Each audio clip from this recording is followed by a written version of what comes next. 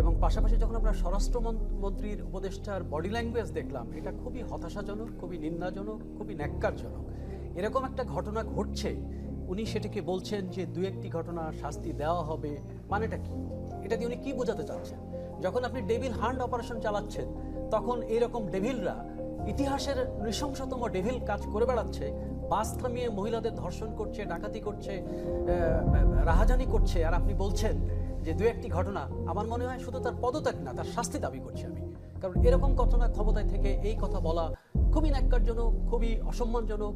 প্রত্যেকটা যে ছেলেমেয়েরা আজকে আন্দোলনে নেমেছে তাদের প্রতি এক ধরনের অসম্মানের ইঙ্গিত উনি দিলেন। এটা খুবই হতাশাজনক। আমি জানি না এর পেছনে কি উদ্দেশ্য আছে। আমার কাছে এখন মনে হচ্ছে যে যখন মাঠে আইনশৃঙ্খলা বাহিনী উপস্থিত, সেনাবাহিনী উপস্থিত, সড়কগুলোতে পাহারা থাকার কথা, সেখানে এরকম ঘটনা ঘটছে, এটি কি কোনো পরিকল্পিত ঘটনা? এটি কি ভবিষ্যতে রাজনীতিকে ভিন্ন পথে নিয়ে যাওয়ার কোনো ইঙ্গিত? সেই আশঙ্কাটা আমার আছে। বিশেষ করে মেয়েদের ব্যাপারে যে ঘটনাগুলো ঘটছে, যে ছাত্রী বোনরা কথা বললেন, তাদের কথার সাথে আমি একমত। আমার নিজের পরিবারে, আমি নিজেও সেদিন রাত্রেবেলা পাবনা থেকে ঢাকা শহরে যখন আসলাম, 5:30টার সময় নামলাম, আমি 1 ঘন্টা 1.5 ঘন্টা বসে থাকলাম যে আমি কোনো সাহসই পেলাম না যে এই রাস্তায় আমি যাবো, কে আমাকে আটকাবে। এবং আমি আস্তে আস্তে দেখলাম রাস্তায় আমি কোনো পুলিশ দেখি নাই, রাস্তায় আমি কোনো নিরাপত্তার জায়গা দেখি নাই। যে কেউ দাঁড়িয়ে যদি আমাকে ছিনতাই করতে পারতো অনায়াসে।